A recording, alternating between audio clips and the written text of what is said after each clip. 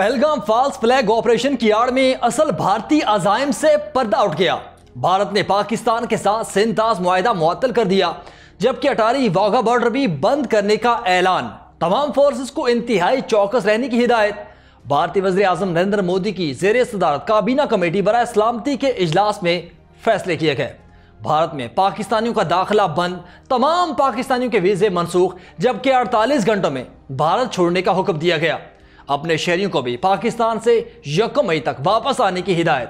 پاکستانیوں کے سارک کے تحت ویزے بھی بند۔ پاکستانی ہائی کمیشن میں موجود فوجی مشیروں کو بھی 1 ہفتے میں واپس جانے کی مہلت دے دی گئی۔ آپ دیکھ رہے ہیں 92 نیوز ڈیجیٹل اور میں ہوں آپ کے ساتھ وقاص فاروق۔ تو ویوز، بھارت کے زیر اثر کشمیر میں دہشت گردی کے واقعے میں 27 افراد ہلاک ہو گئے۔ مقبوضہ کشمیر میں سیاحوں پر حملے سے متعلق بھارتی میڈیا کی جانب سے من گھڑت اور جھوٹا پروپیگنڈا کیا گیا۔ بھارتی میڈیا نے ہمیشہ کی طرح بغیر کسی ثبوت کے پاکستان کے خلاف زہر اگلنا شروع کر دیا، جس کا مقصد فالس فلیگ ڈرامہ رچا کر مقبوضہ کشمیر سے توجہ ہٹانا ہے۔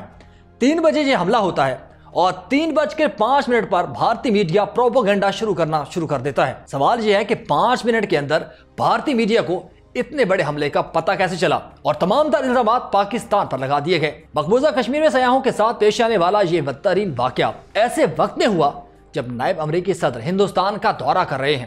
ادھر بھارتی وزیر اعظم بھی اپنا دورہ سعودی عرب مختصر کر کے ملک واپس آ گئے۔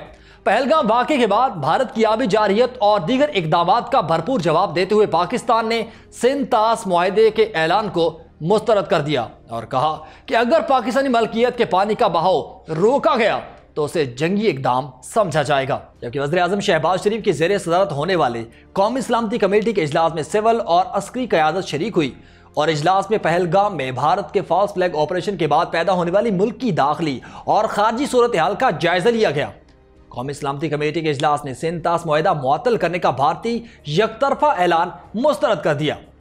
پانی پاکستان کا اہم قومی مفاد ہے اور 24 کروڑ پاکستانیوں کی لائف لائن ہے۔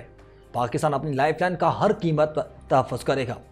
ویورز، پاکستان کی ملکیت کے پانی کا بہاؤ روکا گیا یا پھر پانی کا بہاؤ موڑا گیا تو اس کو جنگ کا اقدام سمجھا جائے گا۔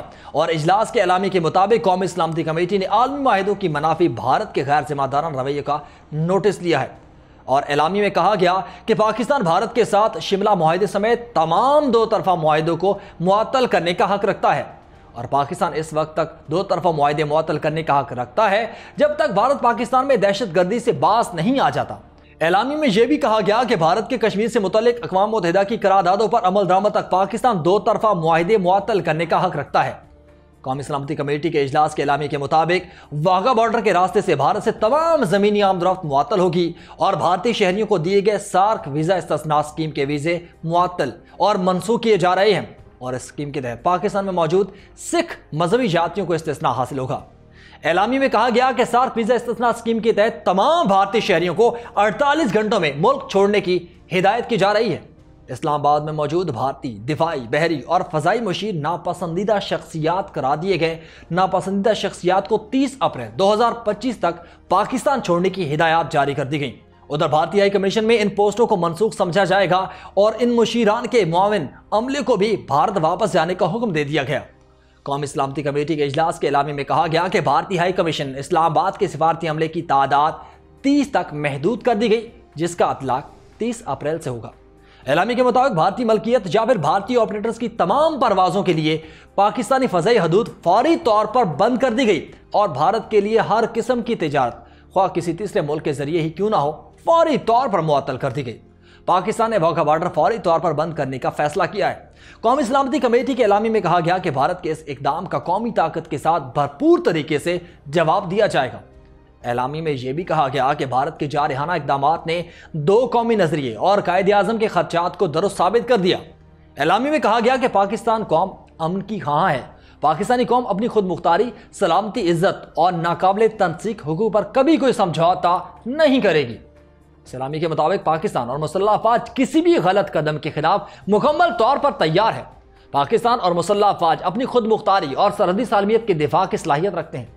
فروری 2019 میں بھارتی سرحدی خلاف ورزی پر محسوس انداز میں مگر پختہ فیصلے کے ساتھ جواب دیا گیا تھا۔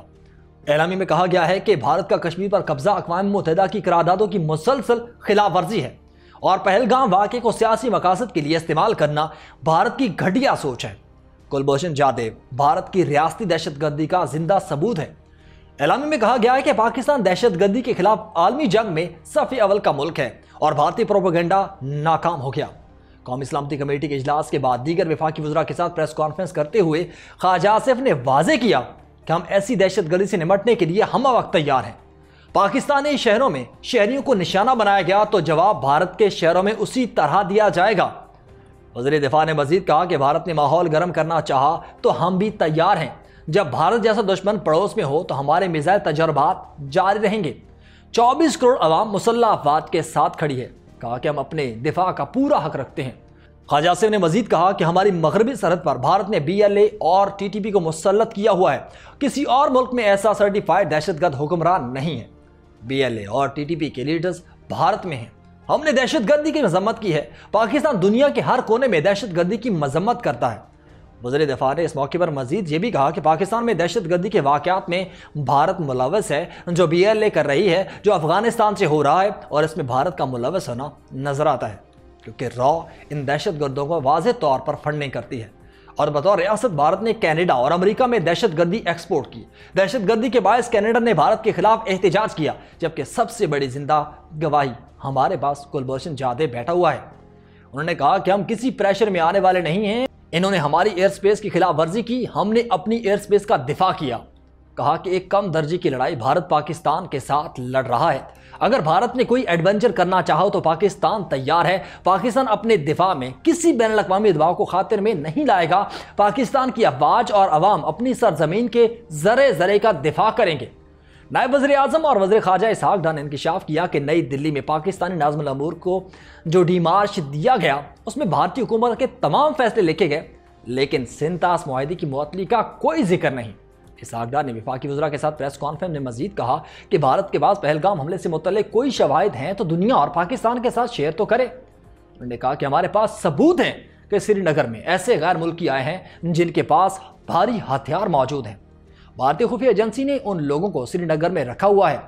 اسحاق ڈار نے کہا کہ دفتر خارجہ بھارتی ہائی کمیشن کو آج ہی طلب کرے گا، جو ہمارے ساتھ کریں گے وہ ان کے ساتھ ہوگا۔ بھارت نے اگر پاکستانی سفارت خانے کی سیکیورٹی واپس لی تو ہم بھی وہی کریں گے۔